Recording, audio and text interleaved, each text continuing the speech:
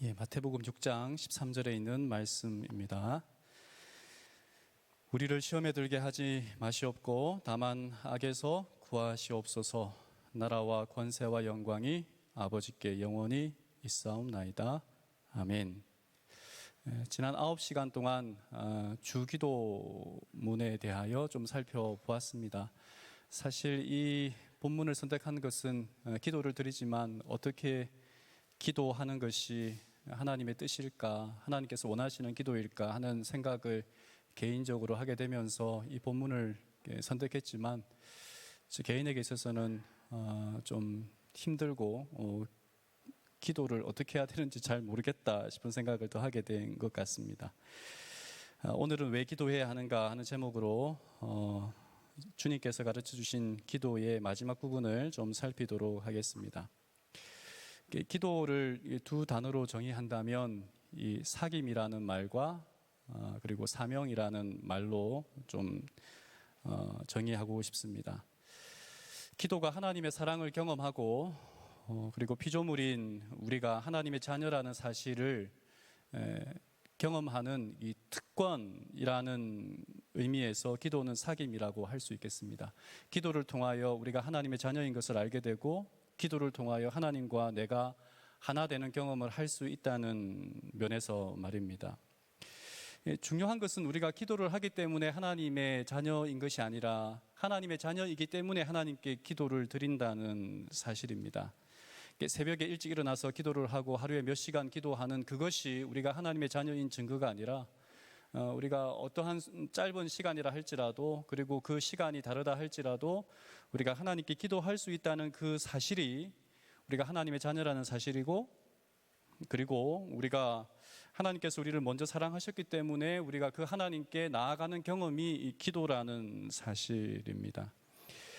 로마서 8장 15절에 너희는 다시 무서워하는 종의 영을 받지 아니하고 양자의 영을 받았으므로 우리를 아빠 아버지라고 부르짖느니라 라고 이야기를 했습니다.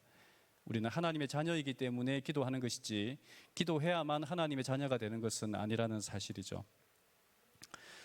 두 번째는 기도를 사명이라고 말하고 싶다고 했는데요, 기도를 영혼의 호흡에 비유하곤 합니다. 우리의 몸이 필요로 하는 공기는 우리 주변에 언제든지 준비하고 있죠. 우리 몸속으로 들어오기를 말입니다. 그래서 숨을 멈추고 있는 것이 숨을 쉬는 것보다 더 어려워요. 공기는 언제나 우리 속으로 들어오기를 원하고 공기압으로 인해서 외부의 공기가 내 몸속으로 들어오는 것이 더 쉽기 때문에 그렇습니다. 그리고 우리 몸속에 공기가 들어와야만 우리가 숨 쉴 수가 있어요. 그래서 모든 사람들은 다 기도합니다. 그리스도인이든 그리스도인이 아니든 다 기도합니다. 모든 종교에는 다 기도가 있습니다. 신과의 대화를 하려고 하는 시도가 있다는 말입니다. 하나님은 사람으로 하여금 영적인 존재로 창조하셨습니다. 영혼을 사모하는 존재로 창조하셨기 때문에 사람은 언제나 그 영혼에 대한 갈급함을 무엇으로 표현하냐면 기도로 표현한다라고 볼 수 있겠습니다. 하나님을 알든 알지 못하든 하나님의 사랑과 은혜는 어디에서나 만질 수 있고 느낄 수 있습니다. 이런 상황에서 기도는 하나님께 마음의 문을 여는 것입니다. 요한계시록 3장 20절에 볼지어다 내가 문 밖에 서서 두드리노니 누구든지 내 음성을 듣고 문을 열면 내가 그에게로 들어가 그로 더불어 먹고 그는 나로 더불어 먹으리라. 문을 열고 하나님을 만나는 경험이 있어야 하는데 그 문을 여는 그 행동이 뭐냐면 이 기도라고 이야기할 수 있습니다. 그래서 문을 연다라고 할 때에 기도의 주체는 내가 아니라 그러면 하나님입니다. 기도하여 내가 하나님을 움직이는 것이 아니라 하나님께서 내 안에 들어오는 경험이라는 사실을 이 기도라는 시간을 통하여 우리가 경험하게 되는 것입니다. 하나님은 늘 우리와 함께 하십니다. 언제 어디서나 함께 하기를 원하시고 그 함께하는 하나님이 문을 열어주시기를 원하시죠. 우리 안으로 들어오기를 원하시는 것입니다. 그런 면에서 기도는 하나님께 우리 개인의 마음의 문을 열어드리는 시간입니다. 그리고 하나님께서 나를 통해 하시고자 하는 일을 하도록 맡기는 시간입니다. 나를 사로잡고 있는 근심과 어려움을 하나님께 토로함으로 위로받고 힘을 얻고 용기를 얻는 시간입니다. 시대 소망에는 예수님의 기도의 장면을 이렇게 표현했습니다. 제가 좋아하는 구절인데요.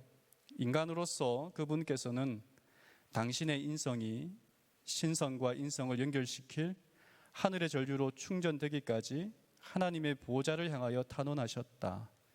그분께서는 끊임없는 교통을 통하여 하나님에게서 생명을 받으셨는데 이는 세상에 생명을 주시기 위함이었다. 그분의 경험은 우리의 경험이 되어야 한다. 우리가 호흡할 수 있을 때에 활동할 수 있는 것처럼 진정한 그리스도인이라면 하나님의 생명의 호흡, 하나님을 받아들일 때에 진실로 우리가 생명의 삶을 살 수 있는 것입니다. 그래서 기도는 하나님께 우리의 마음의 문을 열어드리고 하나님께서 우리로 하여금 일을 하실 수 있도록 해야 한다는 면에서 우리의 사명이 되어야 하겠습니다. 근데 가만히 생각해 보면 주님의 기도는 하나님의 나라를 구하고 그리고 다른 사람을 용서하고 악에서 나를 구해달라고 하는 기도인데, 특별히 십자가의 용서가 가장 필요한 곳, 용서의 기도를 우리가 주님의 기도에서 배웠다면 그 기도가, 주님의 기도가 가장 필요한 것은 어디일까? 오늘날 수많은 유혈 사태가 나는 전쟁터에서 이 주님의 기도를 드려야 할까? 아니면 내가 싫어하고 미워하는 사람을 위해서 기도해야 할까? 사실 주님의 기도가 가장 필요한 것은 어디냐면 우리의 가정과 우리가 다니고 있는 이 교회 안에서 주님의 기도가 필요합니다. 용서에 관하여 예수님께서는 이런 번을 7번씩이라도 용서하라 하셨습니다. 여러분, 도대체 이런 번씩 7번이라도 용서해야 되는 대상이 누구입니까? 하나님을 믿지 않는 사람일까요? 아니면 우리가 일상생활 속에서 믿지 않는 직장 동료들일까요? 이런 번씩 7번을 용서해야 되는 사람이라면 끝까지 함께 가야 하는 사람이에요. 끝까지 함께 가야 하는 사람이라면 가족입니다. 보기 싫어도, 용서하기 싫어도, 마음에 안 들어도 우리가 용서할 수 있어야 되고 하나님의 평안을 구할 수 있어야 되고 은혜를 구해야 되는 곳이 있다면 가정입니다. 이런 번씩 7번이라도 또 용서해달라고, 사랑할 수 있게 해달라고 기도해야 되는 대상이 있다면 바로 믿음의 형제들이 있는 이 교회입니다. 그래서 어쩌면 죽으나 살아 만나고 생활해야 하는 사람들을 위하여 하나님의 나라를 간구하고 용서를 구하고 오늘 우리에게 필요한 육의 양식과 영의 양식을 구하는 절실한 곳이 이 가정과 교회일 수밖에 없습니다. 그렇다면 주 기도문이 가장 강하게 역사해야 되는 곳이 있다면 우리의 가정이고, 주 기도문을 가장 열렬하게 드려야 하는 기도의 장소가 있다면 이 교회가 아닐까 하는 생각을 해보게 되었습니다. 오늘 마지막으로 왜 기도해야 될까 하는 제목으로 함께 말씀을 나누고자 하는데요. 오늘 마태복음 6장 13절 주기도의 마지막 부분은 이렇게 말합니다. 나라와 권세와 영광이 아버지께 영원히 있사옵나이다. 아멘. 여러분, 성경을 펴보시면 그 마태복음 6장 13절에 이렇게 나뇌주라고 해서 맨 밑에 보면 이런 글이 있을 거예요. 고대 사본에 이 가로 내 구절이 없음, 이렇게 마지막 나라와 권세와 영광이 아버지께 영원히 있사옵니다. 아멘 한 부분을 이렇게 가로치게 해놨어요. 그러니까 고대 성경이 기록된 사본에는 이 구절이 없는 곳이 있다는 것이죠. 그러니까 예전에는 없었는데 그 후대의 사람들이 추가했을 가능성이 있다라고 하는 설명입니다. 그래서 예수님께서 주님의 기도를 제자들에게 가르쳐 주었을 때에 이 구절이 없었을 텐데 후대의 사람들이 삽입했을 것이다 라고 이야기하기도 합니다. 그러나 저는 그것보다 주님께서 이 기도를 함께 하셨을 것 같다는 생각을 하는 주장을 저는 선호합니다. 이 기도는 송영이라고 말할 수 있는데요. 예를 들어 고대 유대인들도 그 당시 유대인들도 백성들이 기도하면 제사장들이 마지막 이렇게 송영으로 어떤 그 기도에 대한 화답을 했습니다. 송영이란 하나님께 영광을 돌리는 기도 혹은 찬양을 뜻합니다. 그래서 예수님도 분명히 이 기도를 했을 때에 그 당시에 사람들이 했듯이 송영을 이렇게 했을 것 같다라는 생각을 하게 되고, 이 성경은 예수님의 특별한 기도의 내용이 아니라 시편의 기도에도 이 내용들이 등장합니다. 시편은 150편까지 있지 않습니까? 근데 시편을 살펴보면 그 온갖 비통함 그리고 괴로움들이 등장합니다. 사랑, 기쁨, 찬양도 있지만 시편을 보면 원한과 반항과 고난과 슬픔이 넘칩니다. 인간이 살아가면서 느낄 수 있는 애통함과 슬픔이 이 시편에 모두 들어있다고 해도 과언이 아닙니다. 근데 그 시편의 마지막은, 시편의 150편의 마지막은 그 앞에 사람들이 어떠한 고난과 그리고 애통함과 하나님에 대한 서러움과 비난을 했을지 모르지만 그 마지막 시편의 이 구절들은 이렇게 끝을 맺습니다. 1절, 그의 성소에서 하나님을 찬양하며 그의 권능의 궁창에서 그를 찬양할지어다. 2절, 그의 능하신 행동을 찬양하며 그의 지극히 위대하심을 따라 찬양할지어다. 3절에서 5절, 나팔 소리로 찬양하며 비파와 수금으로 찬양할지어다. 소고치며 춤추어 찬양하며 현악과 퉁소로 찬양할지어다. 큰 소리 나는 재금으로 찬양하며 높은 소리 나는 재금으로 찬양할지어다. 6절, 호흡이 있는 자마다 여호와를 찬양할지어다. 할렐루야. 우리가 아무리 가슴 아프고 답답한 일이 있어도 하나님을 찬양하며 영광을 돌리며 기도를 해야 하는데 그렇게 해야 되는 이유가 무엇인가 하는 것입니다. 온갖 종류의 한이 시편에 서려 있다고 해도 과언이 아닌데, 근데 시편의 결론을 맺으면서 할렐루야, 여호와를 찬양하라라는 말로 시편은 끝을 내고 있습니다. 그러니까 그 모든 1편부터 149편까지의 수많은 시편의 기도 가운데에 고민과 한이 서려 있는 그런 내용이지만 마지막은 하나님께 영광을 돌리며 찬양하는 그 이유가 무엇일까 하는 것입니다. 산상본 120쪽에 이 주기도의 마지막 부분을 설명하면서 이렇게 이야기를 합니다. 구주께서는 당신의 제자들 앞에 그들이 꿈꾸어 온 것처럼 세속적 번영과 영광의 양지가 놓여 있는 것이 아니라 인간의 증오와 사단의 분노의 폭풍으로 얼룩진 흑암의 세월이 펼쳐져 있는 것을 보셨다. 그러나 그리스도를 따르는 자들은 소망이 사라졌다거나 하나님께서 세상을 버리셨다는 생각으로 두려워할 것이 아니었다. 권세와 영광은 위대한 목적을 가지고 그 목적의 완성을 위하여 아무런 장애도 받지 않고 꾸준히 움직이시는 분에게 속해 있다. 매일의 필요를 아뢰는 기도에서 그리스도의 제자들은 모든 죄악의 권세와 지배를 초월하여 만유를 다스리는 나라를 소유하시며 그들의 아버지와 그들의 영원한 친구가 되시는 주 하나님을 바라보라는 지시를 받았다. 그리스도를 따르는 자들에게는 소망이 사라졌다거나 하나님께서 세상을 버리셨다는 생각으로 살아가서는 안 되고 두려워해서도 안 되기 때문에 우리는 기도해야 된다는 것이죠. 1편부터 140편까지 내 삶의 19은 다 세상의 어려움과 시련과 고난으로 점철되어 있다 할지라도 누가 있기 때문에? 하나님이 살아계시고 하나님이 내 삶을 돌아보시고 하나님의 숨결이 내 피부결보다 더 가까이 함께 하시기 때문에 우리는 찬양하고 기도해야 한다는 것이죠. 그래서 이게 유진 피터스는 이 시편의 부분을, 이 기도를 이렇게 설명을 했습니다. 이 응답하는 기도 163쪽에 보면 이런 내용이 있습니다. 제가 좀 읽어드리겠습니다. 우리가 제 아무리 고난당하고 회의에 빠지고 분노에 휩싸이고 절망과 회의에 빠져 어느 때까지니까 라고 질문한다 할지라도 기도는 종국적으로 찬양으로 발전한다.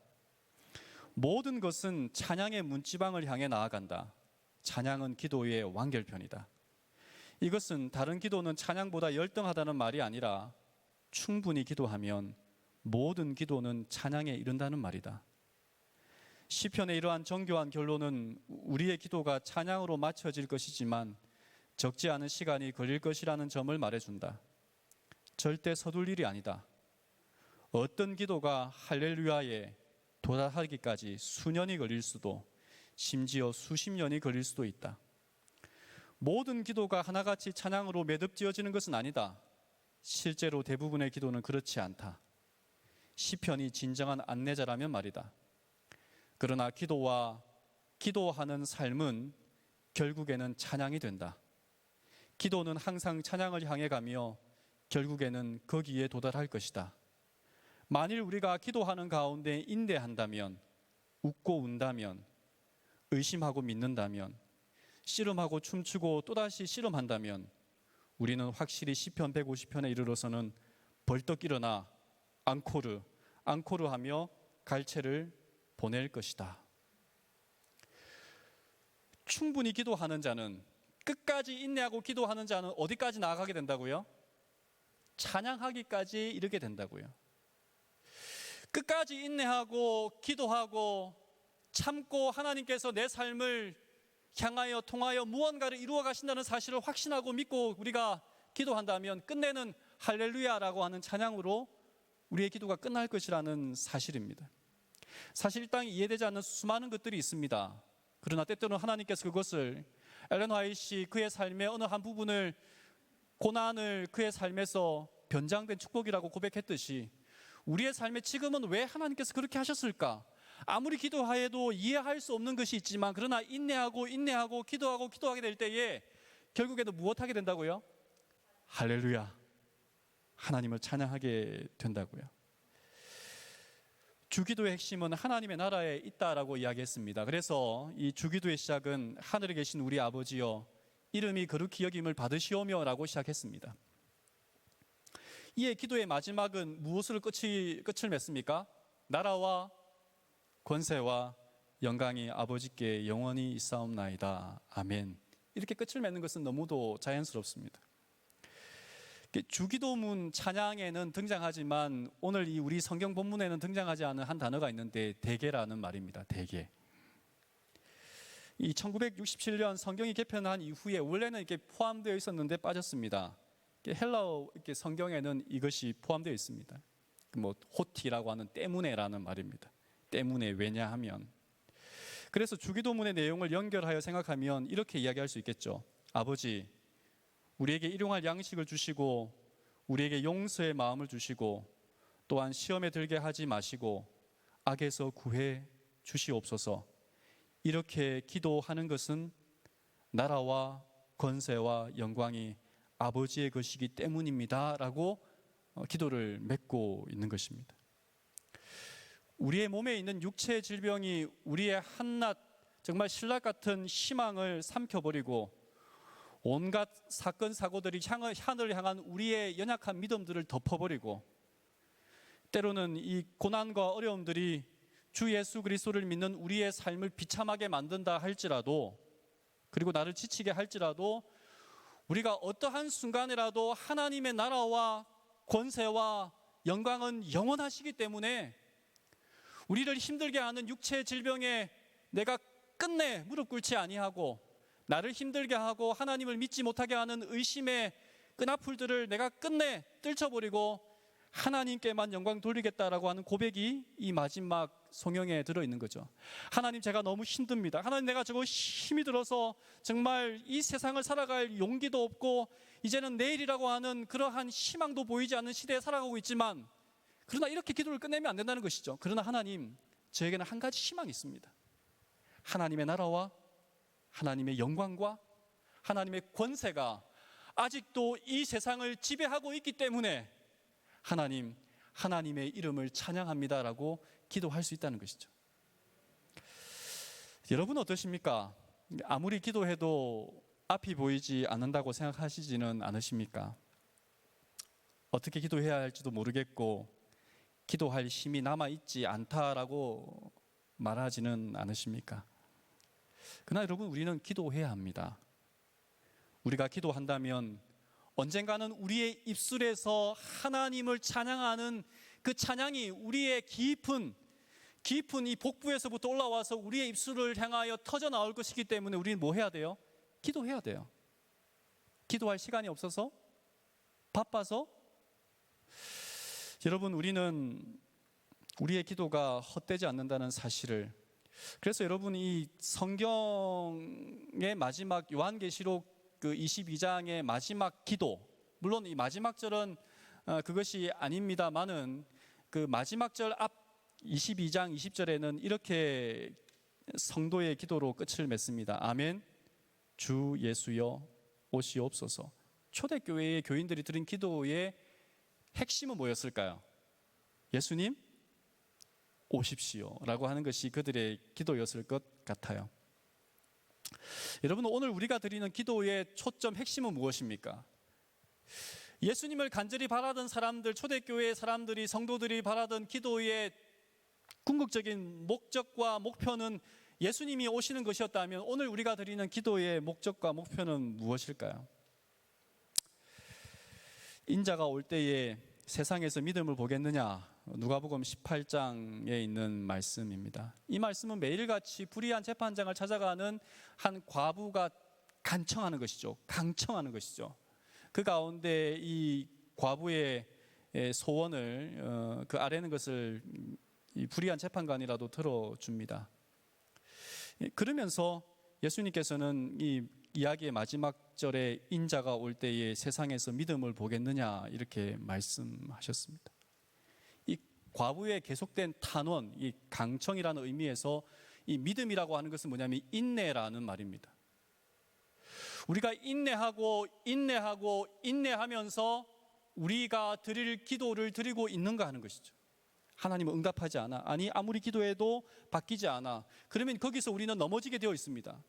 그러나 우리가 끊임없이 들어주지 않는 것 같아도, 우리가 해결되지 않는 것 같아도, 아니 이미 그 문제는 끝이 나서 내가 아무리 기도해도 내 상황이 바뀌지 않는 것 같다 할지라도 기도하게 될 때에 우리는 무엇에 의하여 하나님의 보좌 앞에 이끌려갈 수 있어요? 우리가 바라고 원하고 기도하는 것에 의하여 하나님의 보좌에 더 가까이 가고 있는 것을 경험하게 될 것입니다. 기도와 찬양은 감정과 감동으로 하는 것이 아니라 주님의 재림을 고대하며 오늘도 인내하며 기다리며 인내하며 참고 참아내고 하나님을 바라보며 재림을 향하여 걸어가는 그 성도들이 드리는 것이 바로 기도입니다. 우리의 기도의 목적, 우리의 목표는 오늘 하루를 살아가는 것이지만 최종적인 목적은 어디에 있어요? 주님의 재림에 있어요. 재림을 향하여 오늘도 한 발자국 나아가야 하는 사람들이라면, 오늘도 주님을 향하여 우리의 마음의 문을 열고 우리가 호흡하고 호흡해야 하는 사람들이라면 마땅히 기도해야 하는 것은 당연한 것입니다. 그래서 여러분, 때로는 하나님은 내 기도를 들어주시지 않는 것 같은데, 그러나 여러분, 우리의 기도가 하나님을 쉬지 않게 하신다는 사실을 꼭 기억해야 합니다. 하나님은 우리의 기도를 들으시고 우리의 기도를 통하여 오늘도 하나님은 우리와 하나 되는 경험을 하고 계시기 때문에 그렇습니다. 저는 오늘 주기도문을 마치면서 이 다음과 같은 기도를 한번 적어 보았습니다. 하나님, 제가 고민하고 희망하는 모든 것들이 이 세상에 속한 듯하여 염려하였으나 모든 것이 하나님에게서 나옴을 알았사오니 이제는 담대해지고자 합니다. 모든 힘이 이 세상에 불의하고 악한 자에게 있는 것 같아 불안했으나 권세도 하나님께 속했음을 알았사오니 이제는 안심하려 합니다. 세상의 영광을 가지지 못할까, 명예를 가지지 못할까, 부를 가지지 못할까 노심초사하였사나 그 영광도 부도 명예도 하나님께서 허락하지 아니하시고는 영원하지 못한 것을 깨달았사오니 이제는 부와 명예와 영광을 얻기 위한 삶이 아니라 하나님께 영광 돌릴 고민하며 살아가고자 합니다. 하나님, 나의 사랑하는 아버지, 세상이 일시적으로 나를 지배하는 것처럼 보이지만 하나님께서 우리를 영원히 통치하고 계시오니 감사합니다. 세상이 모든 것을 가진 것처럼 보이지만 하나님께서 나의 아버지가 되시고 그 모든 것을 내가 누릴 수 있도록 준비하고 계시오니 감사합니다.